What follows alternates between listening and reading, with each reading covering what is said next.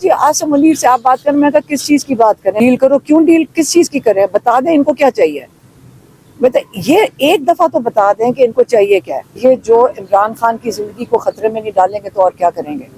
اور ہم نے اس لیے کہہ رہے ہیں کہ دیکھیں ہمیں پاکستان کو عمران خان کی ضرورت ہے، اور ہمیں سب کو اگر نہ نکلے، ہم یہ کوئی کوفہ کے لوگ نہیں ہیں، ہم نکلیں گے انشاءاللہ، ہم ان کے لیے کھڑے رہیں گے، ہم اپنی جان بھی دینے کو تیار ہیں. اور مینڈیٹ ہے، یہ نہیں ظاہر کرنا چاہتے، یہ نہیں بتانا چاہتے کتنا بڑا مینڈیٹ لوگوں کا انہوں نے چوری کیا ہے. تو یہ کیسے دکھا سکتے ہیں؟ یہ اس کو کور، اس کو چھپانا تو ہے. اس لیے قاضی فائز عیسیٰ کی ضرورت ہے، یہ الیکشن کمشنر کی ضرورت ہے. یہ تین جو سرکاری افسر ہیں، جو ملازم ہیں، ان کو استعمال کر کے یہ پاکستان کو بالکل جہاں پہ کہتے ہیں نا بالکل پاکستان کو ڈبو رہے ہیں. یہ وہ حالات کر دیے ہیں اس وقت انہوں نے. اور عمران خان نے کہہ دیا 21 تاریخ کو نکلیں. اب دیکھیں، یاد رکھیں، آپ کو میں یہ چیز پھر سے دہرانا چاہتی ہوں کہ عمران خان کی زندگی خطرے میں ہے. عمران خان خود کہہ چکے ہیں، انہوں نے کیسے ہو سکتا ہے کہ 2 دفعہ جو بظاہراً انہوں نے ان کے اوپر حملہ، ایک دفعہ گولیاں چلائی ہیں، دوسری دفعہ حملے سے بچے ہیں، کیسے ہو سکتا ہے کہ یہ دوبارہ نہیں کوشش کریں گے جب ان کے اوپر پریشر پڑ رہا ہے. یہ اس وقت بہت زیادہ پریشر میں ہیں اور تھوڑے سے لوگ ہیں، پاکستان ان کے ساتھ نہیں کھڑا ہے. اب یہ جو عمران خان کی زندگی کو خطرے میں نہیں ڈالیں گے تو اور کیا کریں گے. اور ہم نے اس لیے کہہ رہے ہیں کہ دیکھیں ہمیں پاکستان کو عمران خان کی ضرورت ہے، اور ہمیں سب کو اگر نہ نکلے، ہم یہ کوئی کوفہ کے لوگ نہیں ہیں، ہم نکلیں گے انشاءاللہ، ہم ان کے لیے کھڑے رہیں گے، ہم اپنی جان بھی دینے کو تیار ہیں. ہم بالکل تیار ہیں کہ جس دن اگر ضرورت پڑی گولیاں چلا دیں گے، ہمیں کوئی ڈر نہیں ہے. اللہ تعالیٰ کی زندگی اللہ کے ہاتھ میں ہے، اللہ تعالیٰ کی مرضی ہے تو ہوں گے، اللہ تعالیٰ کی مرضی ہوگی نہیں.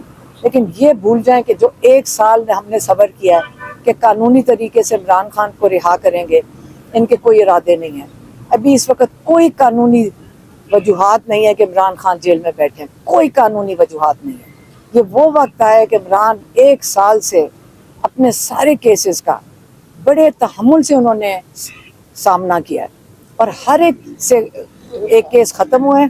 ہاں 2 سال، 1 سال تو جیل میں کیا ہے، 2 سال سے ان کا 2.5 سال سے سامنا کر رہے ہیں. اور انہوں نے کہا کہ جو قانون کے مطابق مجھے کیا کہتے ہیں کہ آزاد کیا جائے گا، یہ اس طرح نہیں ہوگا کہ میں کوئی ڈیل کر کے نکلوں. اب یہ روزانہ بیچارے، مجھے ان پہ ترس آنا شروع ہو گیا ہے کہ یہ سارا دن لگے ہوئے ہوتے ہیں، ڈیل ہوگی ڈیل ہوگی. میں تب سے پوچھا، انہوں نے کہا جی کسی نے پوچھا جی آصم منیر سے آپ بات کریں، میں کہا کس چیز کی بات کریں. عمران خان کہہ چکا ہے مینڈیٹ واپس کرو. عمران خان کہہ رہے 9 مئی کی تحقیقات کرو جوڈیشل کمیشن کے ساتھ. اور عمران اور سارے جو ہمارے قیدی ہیں جو 9 مئی کی وجہ سے اندر جیلوں میں ڈالے ہوئے ہیں، جو بے گناہ لوگ ہیں، ان کو رہا کرو. یہ 2 چیزیں عمران نے مانگی اور پہلے دن سے مانگ رہے ہیں. اور یہ کیا کر رہے ہیں جی ڈیل کرو، کیوں ڈیل کس چیز کی کریں، بتا دیں ان کو کیا چاہیے. یہ ایک دفعہ تو بتا دیں کہ ان کو چاہیے کیا ہے. یہ تو جو کورٹ میں جا کر، جو اسمبلیوں میں جا کر تماشا لگا رہے ہیں، پاکستان کا ساری دنیا میں مذاق اڑا رہے ہیں. یہ چیز بس بہت ہو گئی ہے. ہم اگر جو عمران خان نے کہا 21 کو نکلیں اور کشتیاں جلا کر نکلیں، انہوں نے کہا ہے، عمران خان نے کہا کشتیاں جلا کر نکلیں، کہ اب یہ پاکستان کی زندگی اور موت کا سوال ہو گیا ہے. پاکستان کو آپ نے بچانا ہے.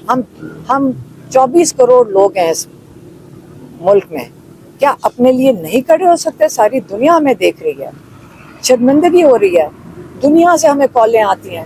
کیا آپ لوگ عمران خان کے لیے نہیں نکل سکتے؟ ہم کیا ہم اپنا امیج دکھا رہے ہیں کہ ہم کھڑے ہی نہیں ہو سکتے؟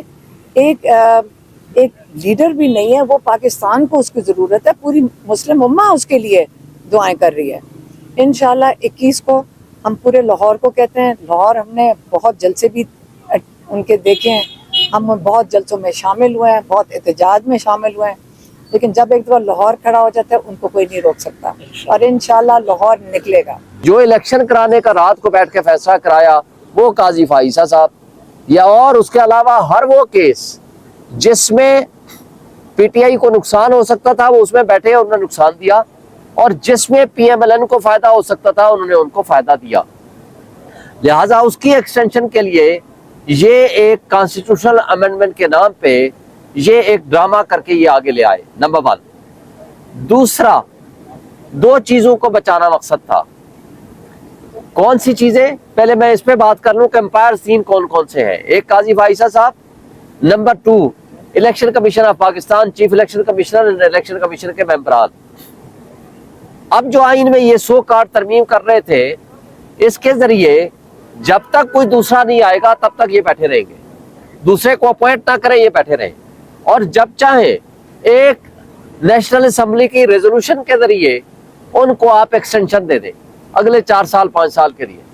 یعنی وہ جو تھا کہ consent of opposition leader and prime minister, وہ چیز ختم ہو گئی، جب چاہیں آپ ان کو ایکسٹینشن دے دیں۔ لہٰذا یہ 2 امپائرز، تیسرے امپائرز کو آپ سب جانتے ہیں، راولپنڈی طاقتور چیف آف آرمی اسٹاف، یعنی اس قانون کو کانسٹیٹیوشن میں امینڈ کر دیا کہ کوئی اس کو تبدیل نہیں کر سکے گا کہ جناب آپ ان کی ایکسٹینشن جو ہے ہر حال میں ہوگی۔ لہذا 3 امپائرز کو اس لیے پروٹیکشن دینی تھی کہ 2 کام آگے ہونے والے ہیں۔ نمبر 1 وہ ہے 9 مئی کے اوپر جوڈیشل کمیشن آف پاکستان کا بننا، اور آج 15 مہینے 16 مہینے تقریباً ہونے کو ہے، ایک پیشی نہیں لگائی قاضی صاحب نے، ایک پیشی، پہلی پیشی بھی کیوں نہیں لگائی؟ یوں تو ریویو میں وہ کہتے ہیں کہ ان کا حق ہے فوری طور پر لگا دیں، ابھی تک ریزن نہیں آئی، ڈیٹیل ججمنٹ بھی نہیں آئی، لیکن ہماری اور بہت سارے کیسز ہیں وہ 9 مئی کے اوپر جنہوں نے CCTV فوٹیجز چرائی ہیں وہ کون ہے؟ کون آگ لگانے والا تھا؟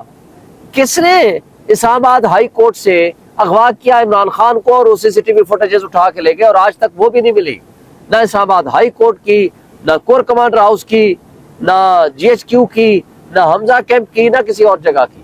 تو وہ کون چرانے والے ہیں؟ وہ سچ سامنے آنا ہے، اس کے لیے کمیشن بننا ہے۔ اور دوسرا، جو 8 فروری کو جو قوم اٹھی اور انقلاب لے کر آئی اور پورے پاکستان میں بغیر لڑے ہم لوگوں نے 180 سے زائد سیٹیں جیتی۔ آپ سارے گواہ ہو، میرے بھائیوں کی طرح ہو آپ لوگ۔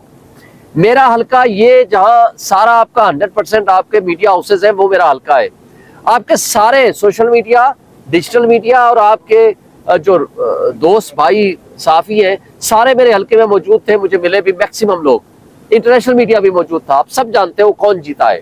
1,05,000 سے زائد ووٹ لے کے میں جیتا ہوں، جس نے آدھے سے کم ووٹ لیے ہیں، اور وہ بھی جعلی ووٹ ڈال کے 20-20 ہزار ان کو جعلی ووٹ ملے تھے ڈالنے کے لیے، لیکن اس کے باوجود وہ کس طرح ہارے، اور آج کس انداز سے وہاں بیٹھ کے بھاشن دیتے ہیں اور کہتے ہیں کہ جی ہم آئین میں امینڈمنٹ کر رہے ہیں۔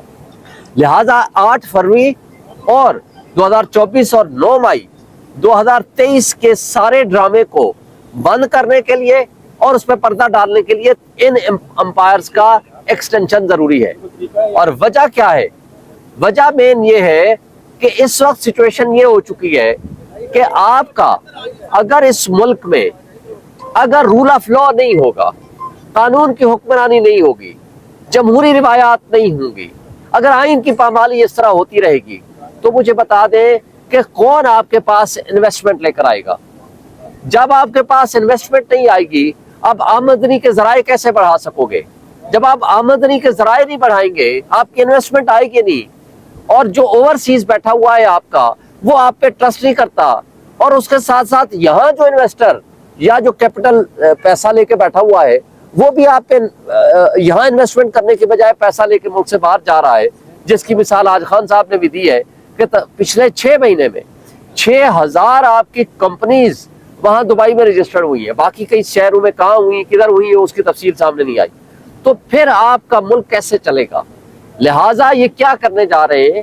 یہ جا رہے ہیں کہ جو حمود الرحمان کمیشن رپورٹ میں لکھا ہوا ہے کہ یحییٰ خان نے اپنے اقتدار کو طول دینے، اپنے ذاتی مفادات کے لیے اس نے جمہوریت پہ شب خون مارا، اس نے اپنے مفادات کے تحفظ کے لیے اس نے رول آف لا کو وائلیٹ کیا، اس نے آئین کی پامالی کی، اس نے جس کا حق تھا اس کو نہیں دیا، تو کیا انجام ہوا؟